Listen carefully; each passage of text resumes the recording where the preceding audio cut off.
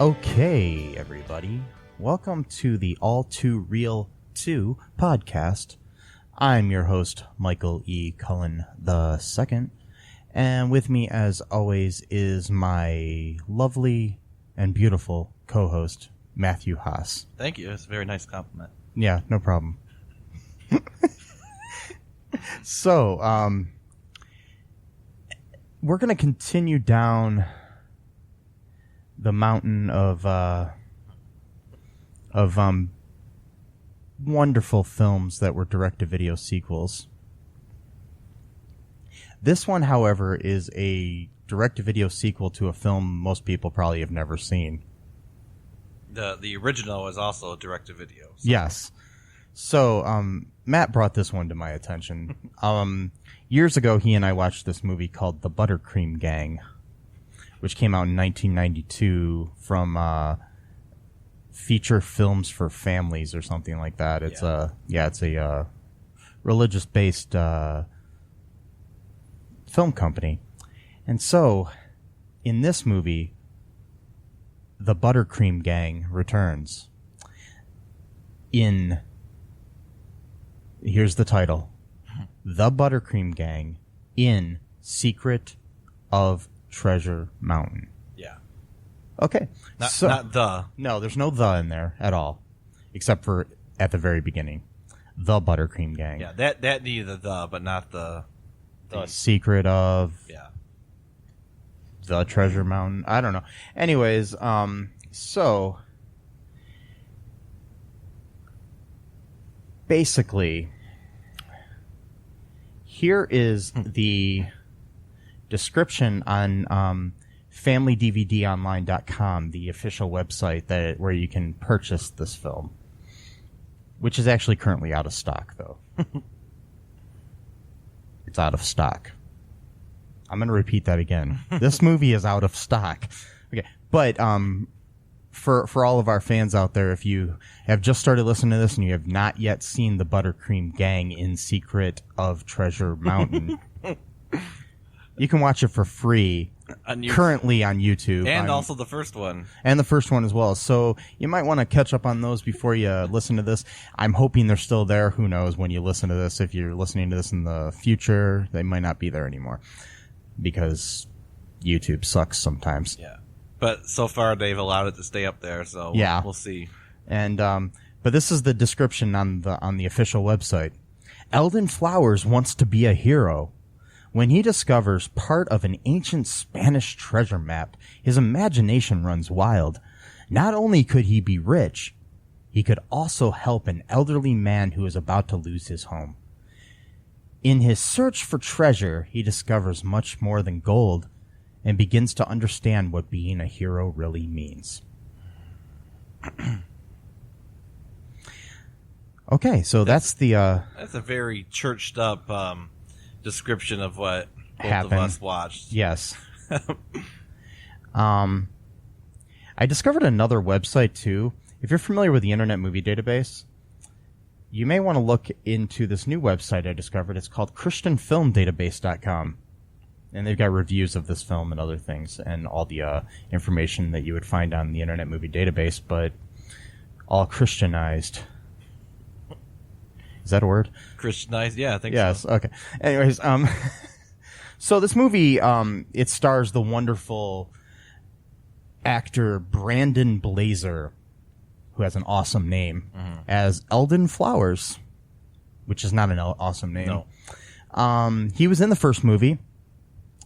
Which everybody knows because everybody's seen the ButterCream Gang. Yeah. It's, quite possibly the ButterCream Gang of movies. Oh, wait. Yeah, wait. Yeah. The ButterCream Gang is the ButterCream Gang of movies. Okay. Yes. Much like, I don't know. Much like how Abed called Brita a flavor kind of flavor. Yes. In Community. Okay, so, yeah. Do you want me to? Yeah, just like walk us through this Okay. movie here, Matthew, while I I don't know, go cry. Okay, so excuse me, I'm gonna need to clear my throat for this one because this one was I've got a lot to say, even though I'm kind of speechless. So Yeah, we just watched this too right before we started recording. Normally we watch it the night before or something, but this time we actually watched it together. So this was fun. We both kept putting it off because we knew it was going to be terrible. So what happens is that it starts off with some cheesy harmonica, acoustic guitar kind of music, and then it goes into, I think, like the year 1562 or something like that, when the conquistadors were taking over this part of America, and there was like an exhibition, I guess that maybe the King of Spain had commissioned or something like that, and the one guy's found a treasure, and they made a map for the treasure, and he decided to cut it into 3 different parts, and to store one somewhere, and then keep one to himself, and then the third part, I don't even remember what happened to the third one. But don't forget, before they did that, they encountered a Native American. Oh yeah, they encountered a native, because the natives were fighting back, obviously. Yes, and it was played by the wonderful Don Shanks, who is known for playing Native Americans in a lot of movies, including Dumb and Dumber. And he did stunts for High School Musical 3, but the most important thing that he ever did was he played Michael Myers in Halloween 5, The Revenge of Michael Myers. I just wanted to point that out, that's all. Okay. And it's this guy who has no lines, and you could barely even see his face except for like one scene. And so the one guy's probably the most prolific actor in the film. Yeah, I think so. Yeah. Even though he only had that one scene, but one of the guys is going to shoot him, and then they say don't do it because they'll have a war basically against the entire tribe or nation. Yeah. So they let him go because of that. Because they only have like 3 guys left from their entire whatever squadron, whatever you call it, and that's when they go into the cave, and there's this guy in the cave who's like a monk, I guess, and he's like the really like religious one that like believes in the their mission type thing, and like the one guy is like in it for the greed for the treasure, so it becomes this whole classic battle of like, what is the definition of a treasure? Is a treasure really about gold, or is the treasure about what's inside your heart? It's like, by definition, treasure is gold. So, you can metaphoricalize, is that even a word? But you can metaphoricalize anything you want. Treasure's gold. End of story. And so, yes. So the guy cuts the map into 3 parts, and then he makes his goons take a vow that their descendants will always serve his descendants, which apparently has been going on for 400 years without any break ever happening. And by the way, their Spanish is absolutely horrendous. And at one point in the scene, the kid who plays Eldon speaks better Spanish than the people who are supposed to be Spanish in this movie. Well, the fact that, I'm not saying I don't know what their background is, the actors that played these these Spanish guys. Mm-hmm. I will tell you that the guy who played the main, bad guy, also because that's the thing, they play 2 parts. Mm-hmm. So they play the ones in the 1500s and the current day ancestors of these people. And the guy that played Dr. Thomas Almodovar. Yeah, you can tell I can speak Spanish well, too. Anyways, it's played by a guy named Rick Macy, which is the most Spanish-sounding name I've ever heard in my life. Pretty sure Macy's like an Irish name or something. I don't know. I'm not really sure. I think of the store, Macy's Parade. So, yeah, I think of that, or William H. Macy. I don't know. Oh, yeah, there you go. But, it's... I don't know. And he's done a lot of movies, though, actually. So he seems familiar. I think I've seen him in other things. He was still acting as of last year. So he was nothing like that jumps out at me like a bunch of like mainly like direct-to-video movies and stuff like that. And he was on the TV series Everwood in an episode. He was, I don't know. The last thing he did was a movie last year called An Hour Behind. But, so anyways, back to the story here, Matthew. Okay, well, it then, like, jump cuts really badly, by the way, into the present, almost, like, jarring.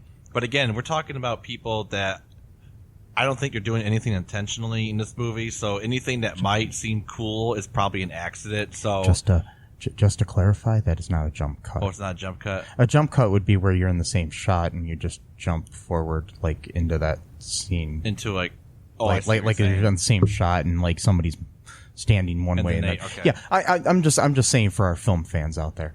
So what would it be called then when it jumps right into?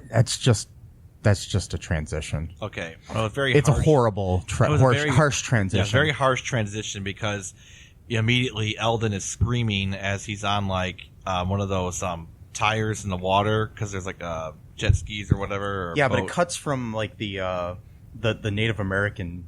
Oh, it's they right. randomly cut to, and he starts doing his generic Native American rambling, okay. Yelling, and then that yelling turns into Eldon yelling. Okay, yeah, that's right, because he had a scratch on his face, and then so was it Eldon or was it one of the other? No, kids? I think it was Eldon. Okay. I don't know, who cares? But It was one of them, and they're like doing the whole tire, water tire thing with like a boat, speedboat or whatever, on the lake because they're like having some, trip to this, whatever mountain area or whatever, and Eldon is already exhibiting signs of jealousy against his best friend Scott, or because the ButterCream Gang is supposed to be about doing good deeds for people. That's why they're a gang. I mean, they don't do anything violent. They pretty much just do good deeds for people. They raise money or they cut grass for people that can't cut grass, and things like stuff you'll learn in the first movie if you watch that one.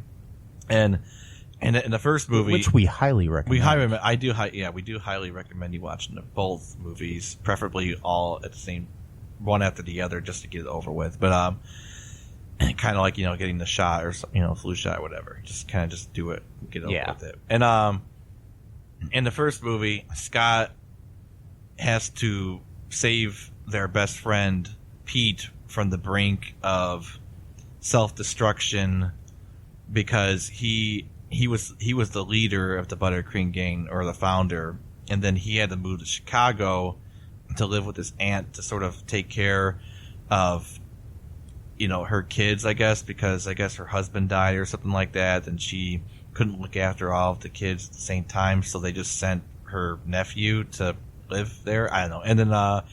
And then he joined one of the biggest, baddest gangs of Chicago shortly thereafter, got into all kinds of mean, crazy things. And you could tell that he was a badass because when he got back home, one of the first things he did was steal a Pop-Tart from the department store.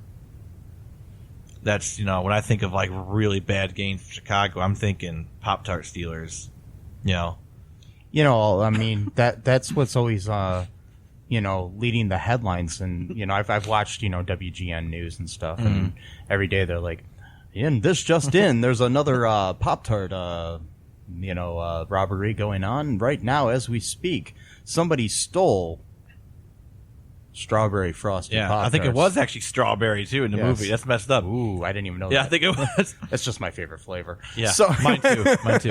Frosted too. None of this bullshit of not frosted. Come on. Why would you get? It's like, why would you get a Pop-Tart that's not frosted? We already know that we're eating something unhealthy. Having it unfrosted it's part of a balanced breakfast. Oh yeah. Pop-Tarts, are great. Kellogg's, when Kellogg's Pop-Tarts, they're amazing. Yeah. And, they're so amazing that if they would love to sponsor this, podcast, they're more than welcome to. I mean, my personal email is mike@cullenpark.com. If you would like to, find out more information about that and find out what my favorite Pop-Tart is, I already told you though, but if you remember, send me that in an email. Yes. I'm going to get a lot of emails. That was a good I like that. That was really professional. Yes, Pop-Tarts. Really good. So I like strawberry frosted, and that's probably my favorite. Also, the s'mores frosted as well. And the chocolate frosted are good too. Those. Oh my God, I'm getting hungry for Pop-Tarts. I think I'm going to go buy a Pop-Tart later. Or a pack of Pop-Tarts or whatever. I don't think I have any Pop-Tarts in my cupboard. I normally do. That's sad. Yeah. We should both stock up on Pop-Tarts because they're so lovely, and Kellogg's is such a great company. Yes, I love Pop-Tarts. Okay. If you would like to sponsor us, Pop-Tarts, please feel free to contact us. All right, sorry to bother you with all that. So, in the first movie, he exhibits his gangster ways by stealing a pack of Pop-Tarts at a store that he used to work at. By the way, when he worked at the store, I don't think he ever got paid. So technically, he's just taking what was due to him in wages. But whatever. So technically, if anything, the store owner was stealing from him for years. But okay. Yeah. So if anything, he's actually not a thief. Was this at all. Mr. Graff? Or Yeah, I think it was. yeah. It was Mr. Graff with the beard. Now he doesn't have a beard and he looks really weird in part 2. But anyway, so.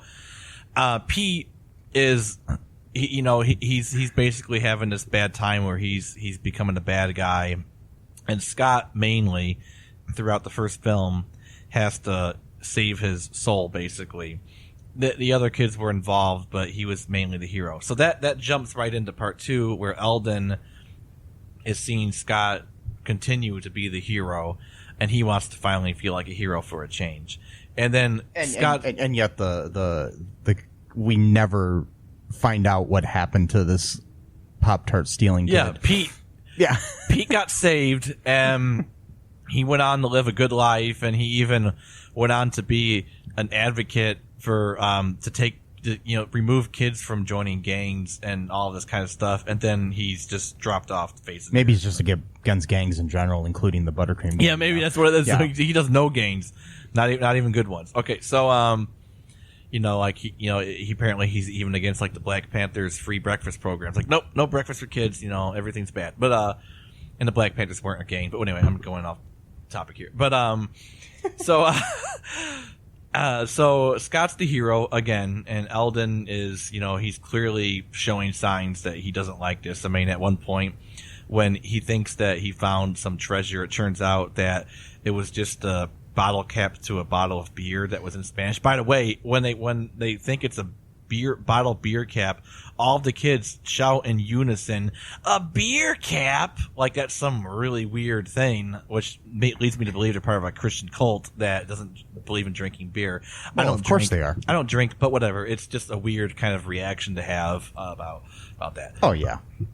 And so Scott finds an even greater treasure, and everyone's jumping up in joy for that. And then Eldon just walks away, literally just walks away from the scene. And then Scott's girlfriend, I think it's his girlfriend, I don't know, whatever. And it's implied that she is. And she says something really weird to Eldon when he's saying that he wants to be a hero for a change.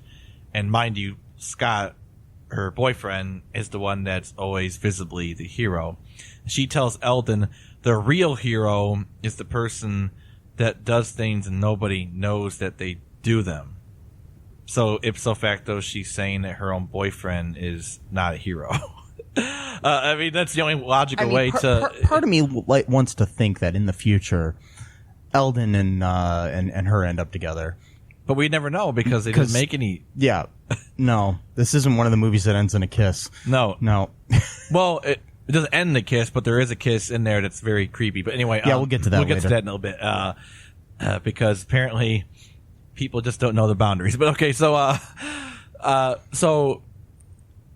this scene happens and he's sulking, and then they find he's trying to climb up this not really a mountain, but it's like I don't know what you call it, some kind of molehill. No, I'm joking. No, yeah, a mountain on a molehill. He's climbing up some steep structure, and then he almost falls off, and he ends up holding on to something, some stick, and then that turns out to be the container of part of the map. Yeah, somehow just sitting there. The whole it was time. just sitting in the side of a the whole time mountain. For 400 years. Yes, no one found it but him. Okay, and so they're like, believable. What's this here? And they open up. Oh my God, it's a map. Blah blah blah blah. Might be to a treasure. So then that starts his whole treasure hunt that he's gonna save Mr. Graff's house from being sold. By the way, so that brings us to the whole kiss thing. So this really smarmy capitalist dude who wrote this book about how to be a millionaire overnight with no money down in real estate. I think that was the entire title of the book. And for $49.95 in 1993, okay, Yeah. Why don't you do an inflation? You want to do an inflation? Yeah, I'll check on that. I mean, Okay. let's talk about that for a minute. They'll continue about that scene. Yeah, and Mike's going to look up the inflation rate from that. By the way, the book was only about maybe 200 pages at most. That's what it looked like. Okay, so this guy and his wife come in their car. They're supposed to be from the city, and I guess they were trying to show how rich they are. The car didn't even seem like it was really that great of a car, but whatever. And I think there was a very low budget for this film. We'll talk about some other reasons why we think that later on. But she's like really weird. Like, I don't know what's wrong with her. Like, she's like really talkative, but all she says is like the word cute. And she's like really, really, really emotional about this house for some reason. And he, of course, just wants to make money of it. But anyway, so then she gets to the kids and she's like, "Oh, aren't you cute? Aren't you cute? Aren't you cute?" And then, like, as soon as she gets to Eldon, she's like, "Oh, hey, big boy." And then she just plants a kiss on his cheek. And it's like, it was very forceful. And it's like, and they're all like, "Oh my God, I can't believe she kissed you." It's like, this is creepy. This is like a 40-year-old woman that just planted like a really strong wet kiss on like a 13-year-old kid's mouth after calling him big boy. Really, yeah, I'm pretty creepy. sure that's sexual harassment. It is. Oh, yeah. I mean, regardless of what hormones might be surging through a boy's body at that time, it's weird. So this movie was made in 1993, $49.95 in 2017 money, because that's the closest I can get. Okay, is $86.02. Okay, so it's almost twice as much. Not quite, but a little bit. A book that would cost $86 in today's cash, that at most is maybe $200, and it's supposed to tell 200 you pages. Yeah, 200 pages, and it's supposed to tell you everything you need to know to become a millionaire overnight through real estate.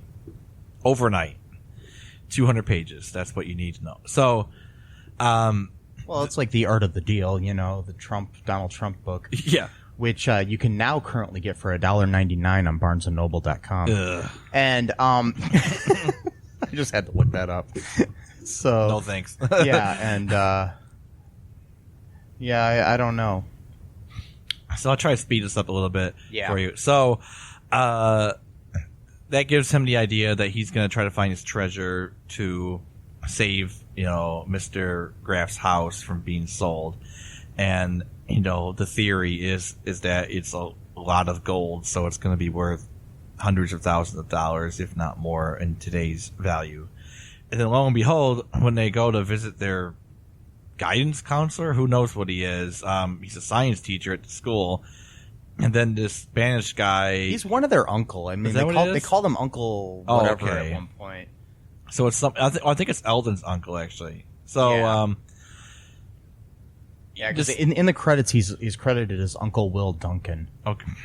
So I don't know whose last name is Duncan, but then again, none of my uncles have the same last name as me, right. So it could be. Yeah. So the Spanish guy shows up and played by the same actor that played the first guy, and then his goons are also played by the same actors, and they are the descendants of the people that swore an oath to serve his family until he finds the treasure. Yeah, and I just want to point out there's one chubbier guy of those two who's eating all the time. Yeah, every single fucking scene he's eating something. And the name of the characters, and I'm thinking that the current character that he plays, because his name is, he plays a character named Romero, which I'm assuming is the character that he played in the beginning of the movie. But his current character's name, want to guess what it is? I don't know. What? In the credits, it's Mugfat. Mugfat. Mugfat. Mugfat. Okay. Yeah, and his buddy goes by Maggot. What in the living hell? Mugfat and Maggot. Wow. And when they were, and the funny thing, the thing I find really funny is, in the past, their characters' names were Romero and Caesar. Mm-hmm. Cesar Romero is the actor known for playing the Joker in the 60s Batman series. I don't know if that's a coincidence or if that was on purpose, but we'll see. Okay. Like anything in this movie is probably accidental. Yeah. Because I'm kind of jumping around here, but you want to talk about the whole clothing issue? Okay. Throughout this movie, we see people wearing different clothing with like sports teams on it. Like this one kid throughout the movie. I mean, this takes place in Elkridge, and I'm assuming this is somewhere out west. Because I mean, with the mountain landscape and things of that. I mean, I'm thinking like Arizona, Utah, California, somewhere out that way. You know. They don't really say. I don't know where Elkridge is. I've never heard of Elkridge. I mean, it could be a fictional town. It could be a real town. I don't know. But anyways, the one kid's wearing a like Baltimore Orioles hat throughout the movie. Then like people are wearing, and then that same kid later is wearing a University of Notre Dame sweater or sweatshirt or whatever you want to call it. And also, you know, at one point, this priest in there is wearing a Yankees cap. Another character at one point is wearing a Los Angeles Dodgers hat. I think it's Mugfat who's wearing that at one point. Yeah. And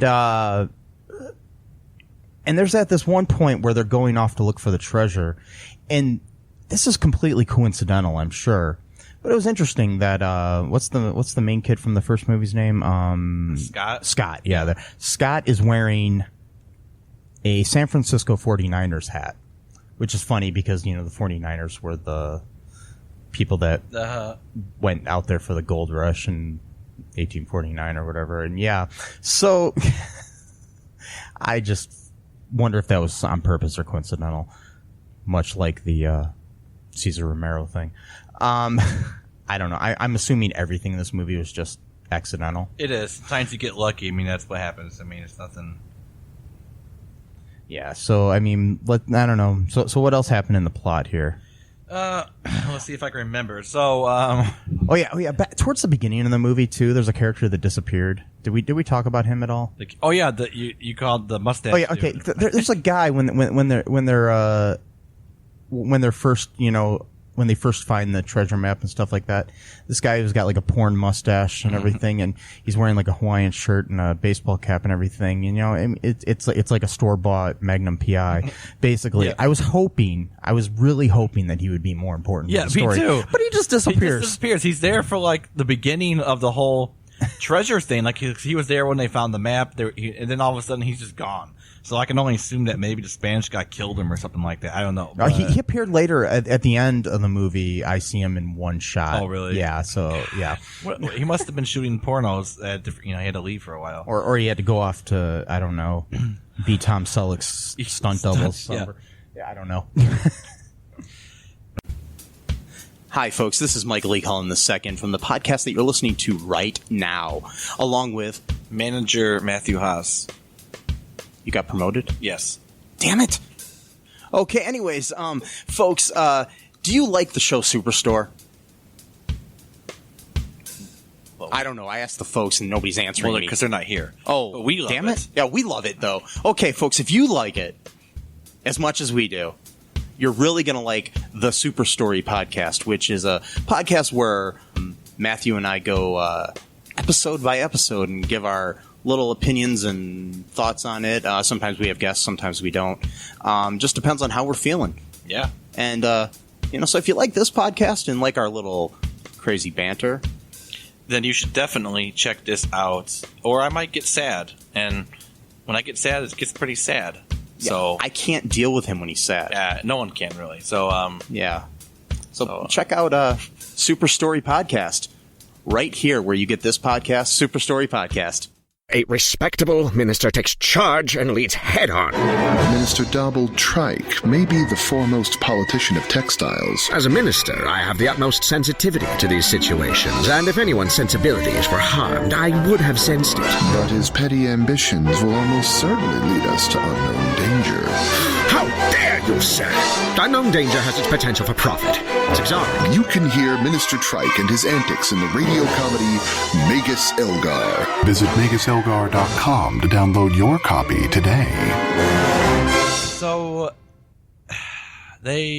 I'm trying to remember the whole plot. So, he finds this monastery somehow. I'm skipping over a bunch of stuff. He finds it's okay. I don't think it matters. It doesn't matter.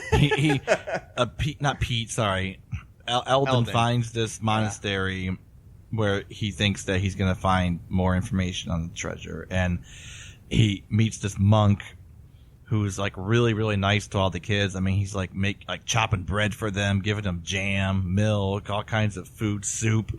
And he's all the while he's basically dispensing all of this like Christian monastic wisdom that goes completely over their fucking heads because they're idiot kids. And, you know, talking about the treasure being within your hearts and, well, you know, what, you know, good intentions mean and all this kind of stuff. And he's like, oh, I'm just not going to give up. I'm going to find that treasure. Fucking moron.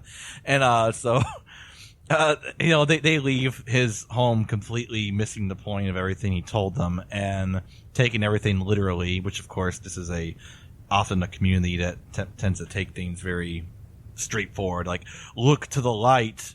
It doesn't mean anything like look to the light of your knowledge. No, an actual light. Anyway, so we'll get into that later if I even remember what happens. And then just as they're about to leave, they go into a different room, I think, because they're trying to look for something else. And then the Spanish guy's goons, you know, break in there. Somehow they're both wearing monastic robes. Not sure how they got access to them, but they were wearing them. And of course the guy, I think magically at this time he wasn't eating food, but he was about to because the guy offered them crumpets. Would you care for a crumpet? And when I think monasteries, I think crumpets. I mean, that's what I think too. But interestingly enough, so this guy's supposed to be like the fat guy who just likes to eat type of thing, whatever. And so, and by the way, we might as well give credit where credit is due. The actor's name is Frank Garish. Okay, Frank Garish. And throughout the movie, he's usually eating like junk food, like Twinkie or whatever. But in this scene, I guess he's hungering for fruit because instead of taking the crumpet, he goes grabs a piece of fruit, which is kind of weird because usually if you're trying to drive home the point of like, oh, you get this guy's a sloth and he eats all the time, you usually are assuming junk food, not actually healthy food. But then again, since this is feature films for families, they're probably trying to push home the point of eating healthy. And I'm looking it up. Frank Garish has appeared in over 100 feature films and shit. Documentaries and television series. He's got 138 credits on IMDb. Wow. Yeah. And this is one of them, unfortunately. Yes. And so they tie. He's actually even been in Superstore. What? Yeah, he was in a episode. He played a customer in an episode called Aftermath, which was in 2018. That's freaking awesome. Yeah, I just noticed that on his we have credits. the podcast Super Story, so now we can actually tie this in. Yeah, when we get to that episode, which will probably be quite a while away, but still, yeah when we do that, yeah. Wow. So they tied them up in this very cartoonish way. It's just like a piece of string tied to all three people, and like their hands are tied like extremely loose. And they still can't seem to untie themselves without the rest of the kids finding the monastery and coming to save them. By the way, apparently the bad guy decided to leave the door unlocked so anyone could just walk in afterwards. So that's always clever, I guess. And they found their way in and they untied them in this fairly easily untiable situation. And then now is the time to do the real search. I know I missed like a million points, whatever. And then, like I said again, it doesn't matter. It doesn't matter. And so Eldon is going to go alone, he thinks, to find the treasure, but then his friends show up at the last minute to help him, of course. And then they find this, they find the, treasure chest, but then there's nothing in it. And then the guy shows up and he opens the thing. He gets all pissed off and starts throwing things around because there's nothing in the treasure chest. So then he's about to hit the kid.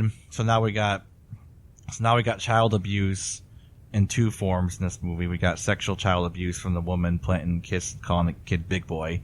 And now we got this guy about to hit a child. And then the guy who eats food all the time holds his arm, doesn't let him punch the kid, and then says that their family's debt is now paid to him because he found the treasure, so they don't need to serve his family anymore. What made them think they had to in the first place is beyond It's me. beyond me. It really is. I mean, I can understand like the first few generations, but after 400 years, I mean, it just seems a little bit.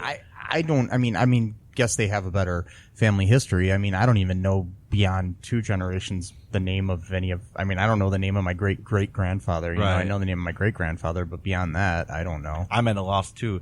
I mean, I've heard so many stories from people, you know, saying that they came from this part of the country, and another person says they came from the complete opposite side of the country. So it's kind of a, you know, whatever.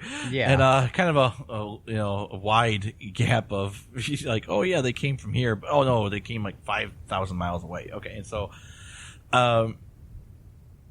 you know, the guy leaves in the huff, and then his goons are like, you know, that's their good deed or whatever, because, you know, they saved, you know, the kid or whatever. And he's like, no hard feelings.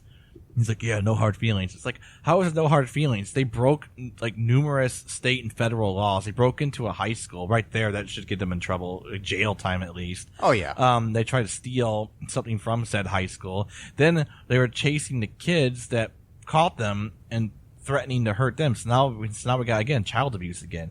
They should have been in jail. But the thing is, I think these kids deserve it, because, you know, there's the one point where they're hiding dressed up like the American Gothic painting. That's another scene. Oh my in God. the background, That was so... they're at Mr. Graff's house helping him paint, and they're just standing there in the background, like wide open. They're literally randomly, for no fucking reason whatsoever, dressed up like the American Gothic painting. And they're just standing by the bushes right next to the house. They're literally right next to the house, and no one sees them. I mean, it's ridiculous. I mean, I'm not that observant of a person sometimes, but, you know, usually when someone's standing like 10 feet away from me, I notice it. Especially them, because they look so weird. And okay, so then they do the stupid elevator trick where they you know, crouch down. I'm like, oh, come on, this is so campy and stupid, and it's not even funny. I mean, there's one thing to like do something and kind of wink at it, you know, like, oh, you get it, we're doing that, we're making fun of the fact that we're doing it, but we're also making fun of the fact of making fun of the fact that we're doing it. But these guys were actually serious about it. Like, they thought this was funny. I'm still not sure why they were dressed up like the American Gothic. It doesn't make any sense. It makes no sense. There's so many whatsoever. references here that don't make any sense. Because my thing is, if you're hiding in the bushes, wear some camouflage or something. Don't dress up like a fucking painting. It's like, I mean, it'd be like somebody standing in the corner, you know, dressed up like, you know, Edvard Munch's The Scream for no reason whatsoever, you know, and trying to hide from me. You know, why are you dressed up like a popular painting? Yeah, I don't get it. There's no point to it. But that's the other thing. There's another thing that makes no sense when they make a reference to Paul Bunyan, and it has something to do about, you know, not using enough bug spray. And it's like, oh, yeah, what do you think you are, Paul Bunyan? Like, what does Paul Bunyan ever have anything to say about bug spray? Well, ever? Matthew, there's this little known story where, you know, Paul Bunyan and Babe the Ox, they're walking through the woods, and, you know, probably trampling on the woods because they're so huge. And there's these big bugs coming at them. And Paul Bunyan goes off to his chemistry lab and creates bug spray. I don't know if you, I mean, everybody knows that story. I haven't heard that one. You know, before. and then while he's creating the bug spray, there's these two guys watching him do it, and they're dressed up like the American Gothic painting. Yeah. Yeah. Okay. So it all ties together. That's together. where that came from. Okay. And then, you know, and the whole time, Paul Bunyan keeps changing the baseball cap he's wearing to different random. From the Dodgers to the 49ers to the Baltimore Orioles to. Yeah. We came up with a theory that they just went to a thrift store and just bought a bunch of clothes, and then they just wore that throughout the movie. I'm sure they did. I mean, like a lot of low budget movies do that. I mean, movies I've made, we did that. I mean, I think I can tell. We'd go to thrift stores, like when we made the movie Shelved, which I directed, which you can check out at cullenpark.com. Anyways, or shelvedevilelf.com. Anyway, in the movie we have a scene where there's like a picture replaced in the shot with a picture of Pope John Paul II. The only reason that picture's even in the movie is because we went to a thrift store and it just happened to be for sale for $1 at the thrift store, so we bought the thing and we wrote and my writer wrote it into the script. Lindsay LaForest, probably one of the best writers out there. check her out. One Stop Late Productions. You can find them on Facebook and stuff. Anyways, okay. Can I say how sad it is though that someone put that up for sale for $1? I know. That's like so sad. Well, I mean, it was I'm sure somebody Who gave up? somebody probably donated it because it was like Maybe. one of these charity-based ones that doesn't exist anymore. Oh, okay. But yeah, it was a place called Savers. But, I don't know. Wow. And there was another line there that didn't make any sense either. I forgot what it was, but it was just so stupid. Like, what were they thinking when they wrote? I think they got really tired and lazy, and they were just writing things down, hoping that it would stick. Like if me and you were walking in like the sand, and then like we kicked the sand, and we're like, "Who do you think you are, Malcolm X?" Like, doesn't have to make any sense. Doesn't have to be relatable to anything. Just have a Somehow list that kind of makes more sense than the Paul Bunyan it does. thing. To have a list of names on the board and just throw a dart at it. Okay, we're gonna Malcolm X. Fine, we'll just throw his name in there somewhere. Who cares? Oh, we got Che Guevara. Here we go. Not to mention one of the added colorful kids in the group. Meaning like actually somebody of a different race. Oh yeah, the one black person. They gotta have at least one. They have one full black character, and then they have like a mixed character. Oh, okay. Eli. Oh, that's right. Eli. Eli, who I like to call Merriam-Webster. Oh yeah, because anytime anybody says anything, and his vocabulary is like he gives the definition word for word of everything. Anytime anybody has a question, like, and he just knows it by heart. He doesn't have a book in front of him or anything. No, he just has it memorized. I mean, I don't know. It's smart kid. I mean, yeah. I mean, I know in a movie that I was in once. It was all improv, the whole movie, and we had a character similar to that in the movie, which made me laugh when I was watching this. It was basically just a friend of mine who was actually like that in real life. He's pretty smart, my friend Jack Warfield, and so he'll just like explain things to you all the time. And so in the movie, I just randomly started calling him Google. Because he like knew everything. Like you didn't need to look anything up. Jack just knew it. Wow. So yeah. Anyways, that's a little aside here. A little trivia. Yeah. So we went on our own tangents here. Yeah. Which is actually really important because I think our tangents are better than the movie itself. So they find the treasure, the fake one. The guy leaves, and then Eldon remembers the guy telling him, and magically he just hears him physically, even though the guy's not there, and like this loud booming voice about looking towards the light and going higher. And of course, you're thinking throughout the whole movie, monks tend to be, monks are an interesting breed of religion. They're kind of higher minded people. They often speak in symbols, metaphors. They're very intellectual. They read a lot. So usually when they talk about stuff like light, treasure, it always has some kind of mystical or personal meaning. No, he meant a literal light that you have to look at. And then, lo and behold, a light just appears at the higher point of the cave. Not sure who lit the candles, who knows. And he climbs up there and finds the real treasure. And lo and behold, this treasure is an actual treasure. Like thousands of gold coins.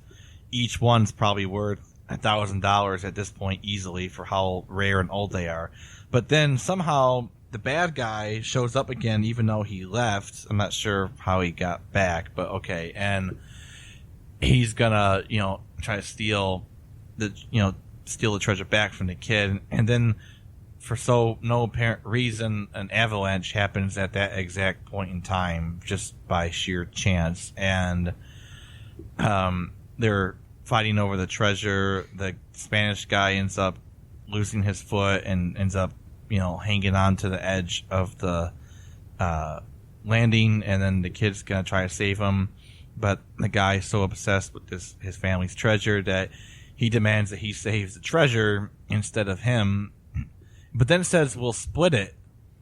But I think he's thinking that he can save himself. Oh, but I then see. He ends up Okay. starting slipping again, and then so that's when he saves him, and then the treasure falls, and then again, mind you, there wasn't a very far fall. It was maybe like 20 feet, 30 feet. So my question is, they wouldn't be able to see this big treasure box just laying around somewhere with a bunch of coins strewn all over the place. They couldn't just retrieve any of it. I mean, I don't understand. I'm pretty sure ropes are available and 1993. I don't know. I mean, I don't remember the 90s at all, man. I mean, that was a weird decade. Anyway, no. I mean, the clothing was beautiful back then. I mean, like those neon shorts, man. Yeah, that Eldon wears at the beginning of the movie. Woo. They're just, beautiful, man. Those also scream thrift store to me. The shirt he was wearing was also a thrift store shirt. Like just a random logo, mismatched. Yeah. I mean, everything was just mismatched in this movie. Everything, the clothing, the lines, the people in them, the plot. So as he's falling, though, Eldon does save him. Yeah. And then what happens, Matthew? And then it goes back to the fucking scene where he's selling lemonade to try to make enough money so that he decides to start selling lemonade again. That's right. He did earlier, but he kept giving away for free because all of these brat kids were always giving them the sad eyes. I can't afford 25 cents. Then he was distracted by the fact that a black girl was beating the white kid in a rollerblading race. Was that what he was? Yeah, that's right. He was watching that. And I'm just going to emphasize the fact that he was distracted by the fact that a black girl was beating a white boy. I don't think he was. I think he was just. I'm just saying. I think that was racist in the movie. I'm just getting at it. I think he was just fantasizing about what he could have had. He was so mad at him. But yeah, it was probably the unconscious prejudice of the writers. We're talking about people that. Anyway, I'm not going to get into that. Anyways, and you know what I'm talking about. But we don't know the intentions of the writers. We don't, but we do. And so he's just kind of like all despondent, and then so Mr. Graff comes to pay a quarter for his own house fund, and then he tries to give him this, which we all do, and he tries to give him this whole feel good speech about the fact that he tried and all this kind of stuff, and then the whole town shows up at once. You want to talk about that? Yeah, they all show up in an "It's a Wonderful Life" sort of moment. Yeah. Because it's like the scene in "It's a Wonderful Life" where at the end of the movie where the whole town is like, here's some money and blah blah blah, and then every time a bell rings, an angel gets its wings. And anyways, I don't know. And then all of a sudden, the bad guy, Dr. Almodovar or whatever his name is, comes up behind him and basically thanks him for saving his life and says, "Oh yeah, we're buddies now," or whatever, and not in those words, and then gives him the little bit of he had a little bit of gold that was passed on to his family from the original treasure, and he donates that to save Mr. Graff's house, and then that's it, right? And at the end, you got to remember the last line of the movie. It's something about how He's like, lots of treasure here, blah blah blah, and he's just like, "Oh, I've always realized that the treasure is inside my heart," or something. Oh my god, cheesy as fuck like that. And then the guy, Mr. Graff says, "Oh, that's a lot of money to pay for a cup of glass of lemonade." And the guy says, "This is the best glass of lemonade I've ever tasted." It's like, really? Come on, you fucking idiot! And so that's it. That's the whole movie. That's what we wasted an hour and 23 minutes on. And here's a few little treasures about the movie. There's also a movie in 1956 called Secret of Treasure Mountain, which the basic plot of that is that 3 items combined will form a guide to locate a treasure. And just like this movie, they got 3 parts. Yeah. Okay. But again, Trinity, 3. Yeah. 3 groups of 3 always symbolize some kind of treasure or some kind of whatever. And then and it also references Raiders of the Lost Ark, obviously. Even the cover looks like... Yeah, the collapse... It says here that the collapsing cavern after the treasure box is lifted from its resting place, the multiple-piece treasure map, a villain stealing the treasure right after the good guy finds it, similar flamboyant brown fading into yellow coloring font of the letters in the movie title on the tape and DVD case, plus sepia tone drawing with the hero positioned close up and in the middle and with his arms raised, etc. And then it also references Indiana Jones and the Last Crusade. They're walking through ancient cobweb wreathed tunnels with haze and candles similar to accompanying sustained tone orchestral music during hidden chamber discovery sequences. An elderly monk finding an altar with a dead warrior on it, and the final part of the treasure map, the cave collapsing around the treasure seekers after the villain tries to steal the treasure, etc. So that's like almost an exact ripoff of. Yeah, I mean, basically, this is like the Christian kids version of Indiana Jones. You know what this reminds me of? What? This reminds me of, there is this, you know how you've been doing the research on like the history of video games and stuff? Oh, yeah. Okay, there was a company back in the 80s called Wisdom Tree, and it was a Christian. Oh, yeah, and they would just make copycats of other games. Like they made a complete copy of Zelda called Spiritual Warfare. Yeah, but it was all like Christian based. You had to answer questions about like Bible verses or something. But then at the end of the game, the evil boss is a cigarette.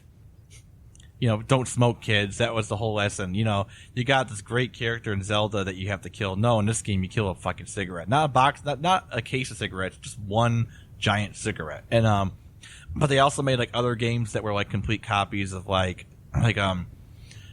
had a game, I forgot what it was, but I think it was almost like Mario, like almost like exactly like Mario. I've seen some of these. They're crazy. But yeah, and it was weird. They got like some Noah's Ark games and stuff like that. Yeah, too. they had a lot. They had these. They would often come in these like baby blue cartridges that just looked terrible, and they were like usually like a lot heavier.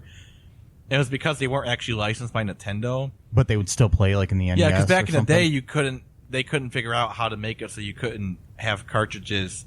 Like nowadays, you can't. I know the original NES had a lockout chip where you couldn't play them in there unless you had that lockout chip in your cartridge. But that was later on, yeah. Yeah, well, that was for the Nintendo Entertainment System. Oh, okay. For the original. Yeah, they had a lockout chip, but then Tengen was able to copy it and make their own cartridges that weren't licensed by Nintendo. I know that, so I'm wondering if this company did the same thing. I think they did, and so that's kind of interesting though, because this is a Christian video game company, and they're literally trying to find ways around and they're having stealing, to pay. So they're stealing other people's property. It's like that doesn't seem very obviously Christian. Obviously they have no respect for art. Yeah, I mean, because video games are art, and they are. Yeah. So another interesting thing. Okay, I'm doing I just typed in ButterCream Gang because I was looking for information about this movie and the other movie. Just doing some research the other day, and so I came up with an UrbanDictionary.com entry for this, and the top definition in there is ButterCream Gang, and it is when a group of people, usually underage, take part in an orgy in the whitest part of town. That's very specific. Yes, it is. That's like extremely. And then detailed. the sentence that they have as an example there is, "Hey, let's put together a ButterCream gang, one buttercreamer to another." What? Why is it so specific? It's so weird. I don't know. There's also a group called the ButterCream Gang. Is a group of YouTubers consisting of Joe Sugg, Casper Lee, Jack Maynard, Connor Maynard, and Josh Peters, Mikey Pierce, and Ali White. I don't know what they do, but that's the other definition on Urban Dictionary. But the sexual based one I don't get. It's very specific. But then again, I mean, most sexual things are very specific on Urban Dictionary. Well, true, but this is like really like going for. I mean, like it might be just because, and then it's orgy, and then it's got to be in a certain part of town. I'm just wondering. I'm curious if the movies influenced. I think this they might have, because they had the whole to churning butter thing. Or that's the other thing from the movie. Yeah, that's where the name came from. Is because centuries ago or whatever, there was some good teenagers in the town who were helping out women churn their butter. Because all the men had died in battle. Yeah. Okay. Churn their butter. And Lest I say it again, all the men were dead, and there was only teenage boys left. Well, Hey, folks, this is Michael E. Cullen II from the podcast that you're listening to right now, along with Matthew Haas. We just wanted to tell you about our great podcast called Super. It's called All Too Real. And on that show, what do we do, Matt? We watch biopics, and then we talk about whether or not the movie matched up with the real story or not. So It was a lot more exciting than that, though. Yeah, so we analyze the real story and the real story. Get it? Get it? Real. Yeah, they're spelled differently, Yeah. folks. You can guess which one I said which way. Uh-huh. Anyways, so sometimes we have a guest, sometimes we don't. But we talk about great movies like Shattered Glass and The Social Network and Futile and Stupid Gesture, among others. Those are some of the ones that we've covered so far, and we're going to cover a lot more. So please subscribe on Stitcher, Apple Podcasts, Google Podcasts, wherever you find your great, fun podcasts. And be sure to share it with your friends. Do it. Do it. Do it. And make sure you're not afraid to get all too real. Bye-bye. had to repopulate somehow. Yeah. Anyways, Yeah, okay. I was gonna say, and so, by the way, am I shouting too much? oh no, you're Or good. am I? You're good. Am Don't I worry. speaking a normal tone here? Because I don't want to just be like shouting throughout the whole podcast. Yes, we're gonna have to re-record the whole thing. We might Matthew. have to. No, I'm joking. I You're don't good. want to. I'm gonna not do it because this movie is terrible. But anyway, yeah. Would you recommend this movie to anyone ever? That's a good question. I honestly do. Only in the fact that it is so bad. It's not something you should watch by yourself. No. And I'm glad I waited to watch it with you. Yeah, me too. As opposed to, watching it last night by myself or something. What a terrible night to have. Yeah. Just sitting there by yourself watching this. I mean, Yeah, if you're sitting alone at home watching either of the ButterCream Gang movies, get a Netflix account or something. Just do something.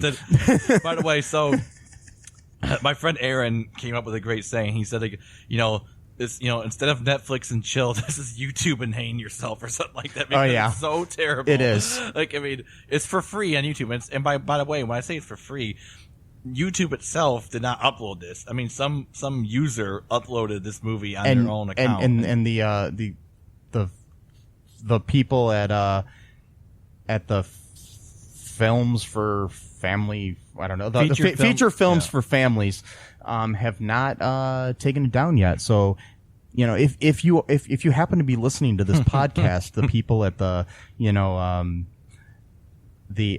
feature films for families, just letting you know it's up there for free. Yeah. So you might want to contact YouTube. But Or please, not. please don't, though, because Leave it up there. I think this needs to be seen by groups of people. Future ButterCreamers of the world. Future butter, and teams of people who are just teams who are not just a group of individuals. Oh yeah, That's another that was another line in the movie. Yeah, They said we're a so team. Great. We're a team, not just a group of individuals. Yeah, let's. Damn it! It's not in the quotes on the IMDb. okay. I was hoping it would be, but yeah, The only quotes they have on there is a exchange between Eldon Flowers. I'm going to mention that name again. His name is Eldon Flowers. Who came up with that name? I don't know, but the kid's name in real life is Brandon Blazer. I'm like, that's an awesome name. It's almost like someone, Brandon Blazer should be a superhero. Yeah, Like, we should create a character. No one else. Don't even fucking try it. It's ours. And yeah. But maybe we can get the real Brandon Blazer and then play to play the character. This might actually be like this Yeah. whole thing because remember So if you're listening, Brandon, yeah.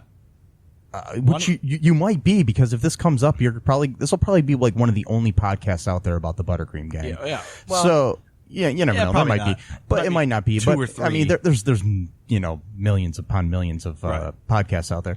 But yeah, if you're listening to this, not Eldon, I mean, Brandon, contact us. I mean, we'd love to do an update on this. I mean, I'd love to interview you or something for the podcast or anything. Or I'm a filmmaker, so if you want to be in a movie, a good one. Yeah, a good one. Let me know, man. It doesn't have to be all good deeds and all that kind of stuff. Yeah. It could be dark and, whatever. Or if you want to do a good, we can do ButterCream Gang Part 3. Yeah, they would call it the... I don't even know what. I don't know something. The middle-aged guys hanging out.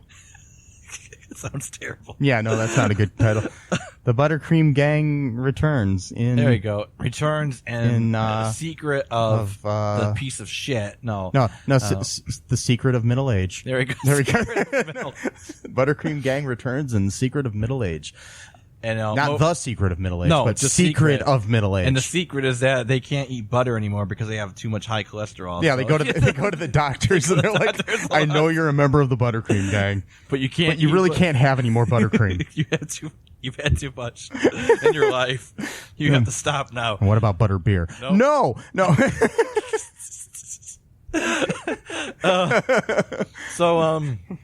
So that's, I think, all we have to say about this film, if you want to call it that, and or unless you have more on that.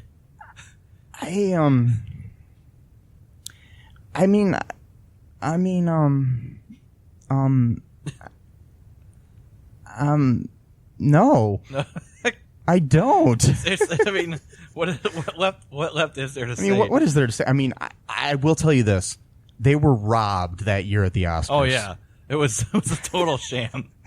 I mean,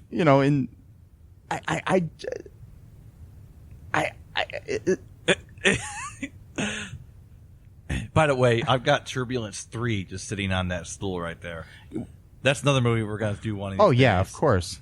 That movie is bad, and it's almost as bad as this movie. I will tell you this, in 1993, Unforgiven won the Best Picture at the Oscars. The Clint Eastwood movie. Oh, okay. The Western, Now, convince me that that's a better movie than the ButterCream Gang 2 Secret, not the Secret. No, Secret of Treasure Mountain. When you got a guy eating food every scene to drive home the point that he's fat, because, you can't. I mean, how does that beat, Clint Eastwood and Morgan Freeman in a movie and stuff, in a Western? No. I mean, this movie took place in the West. Yeah. So I want to say that and I mean, why didn't Brandon Blazer win Best Actor? Instead of that year where Al Pacino won for Son of a Woman. Right.